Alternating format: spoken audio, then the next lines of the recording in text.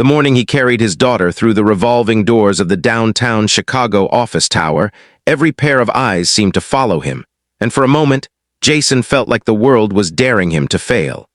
He hadn't planned for this. No parent ever does. One babysitter canceled. The backup never answered.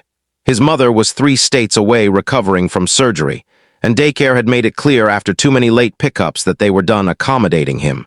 So there he was, navy blazer wrinkled from an overnight shift of rocking a feverish toddler, holding little Ava against his chest, as if she were the only steady thing in a collapsing universe.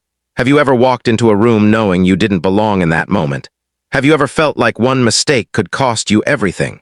If you were in Jason's place, would you risk your job to protect the only person who calls you dad?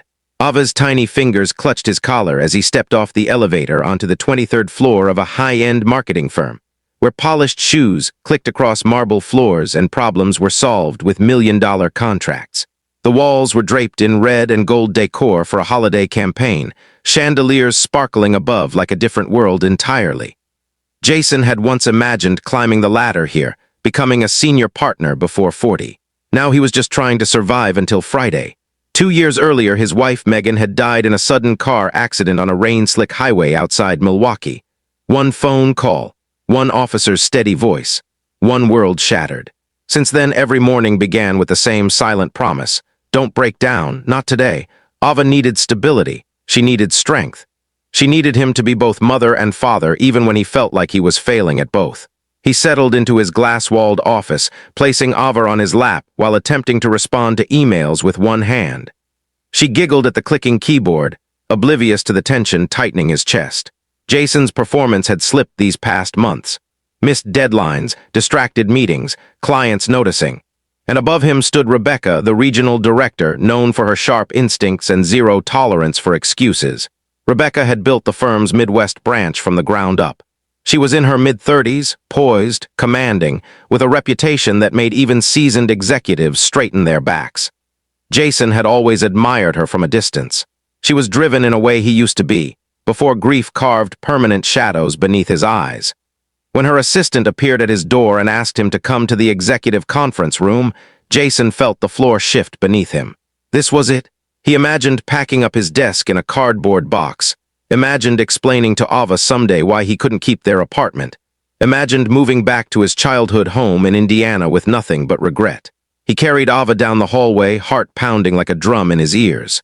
Rebecca was standing near the long oak table when he entered. For a second, her eyes widened at the sight of the baby. Then something softer flickered there. Jason braced himself. He started to explain before she could speak, words tumbling over each other about babysitters and emergencies and promises that it wouldn't happen again. Ava, sensing the tension, began to fuss. And then something unexpected happened. Rebecca stepped closer, not with anger but with curiosity. She looked at Ava's round cheeks and bright eyes, and the room seemed to lose its corporate edge. The silence stretched long enough for Jason to imagine every possible outcome. Instead of reprimanding him, Rebecca asked how long he had been doing this alone. The question cracked something open in him. He hadn't told many people the full story. Grief felt too heavy for small talk. But standing there, exhausted and exposed, he told her about Megan, about the hospital bills, about late nights rocking a crying child while answering client emails at 2 a.m. He admitted he was scared, not of hard work. He could handle that. He was scared of losing the one thing that allowed him to provide for his daughter. If you were Rebecca in that moment, what would you see?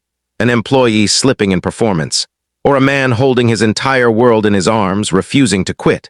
Rebecca surprised him again. She didn't speak right away. She simply watched Ava reach up and grab Jason's tie, babbling as if the room were filled with warmth instead of tension. Then Rebecca did something no one expected. She reached out her hand and gently touched Ava's tiny fingers.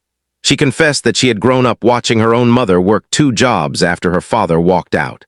She remembered sitting in break rooms doing homework, pretending not to hear the whispers about unprofessional children in the office. She remembered promising herself that if she ever had power, she would use it differently.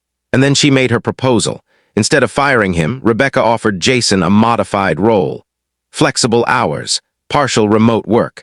A chance to manage a new family-oriented campaign that the firm had been considering but never pursued. She told him she didn't want him choosing between fatherhood and ambition. She wanted him to prove that both could coexist. Jason stood there stunned. He had walked into that room expecting humiliation. Instead, he was being offered understanding. The weeks that followed were not magically easy. There were still sleepless nights. Ava still got sick. Clients still demanded perfection, but something shifted inside Jason. The weight of constant fear lifted just enough for him to breathe. Rebecca didn't treat him like a charity case. She challenged him, she held him accountable, but she also made space for humanity. The family-focused campaign became one of the firm's most successful projects of the year, resonating deeply with audiences across the Midwest. Jason poured his own story into the messaging, weaving themes of resilience and love into every presentation. Slowly, colleagues who once whispered began offering help. A coworker brought extra diapers one day. Another volunteered to cover a meeting when Ava had a pediatrician appointment. The office that once felt cold and intimidating began to feel almost like community. And Rebecca, she changed too. Watching Jason navigate fatherhood with such devotion softened the sharp edges she had built around herself. She found herself lingering a little longer when Ava visited, smiling in ways her employees had rarely seen. One snowy December evening, after a successful client celebration, Jason lingered by the window overlooking Lake Michigan. The city lights reflected off the ice like scattered stars. Rebecca joined him quietly. There was no dramatic confession, no grand romantic gesture, just two people who had seen each other at their most vulnerable. Life did not turn into a fairy tale. They did not rush into anything reckless. But a partnership began forming, rooted not in convenience but in respect and shared scars.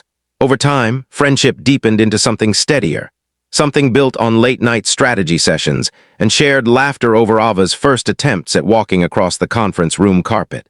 Jason often thought back to that morning he stepped through the revolving doors, convinced his world was about to collapse.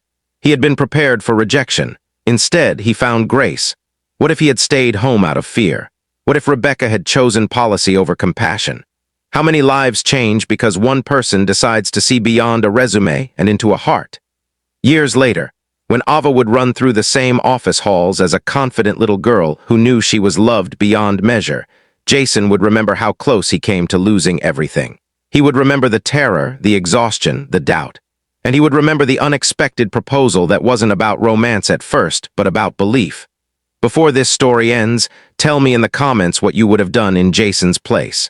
And if this story truly touched your heart, reminded you of the power of kindness, or made you believe in second chances, please like, share, comment, and subscribe to help these stories reach others who might need hope today.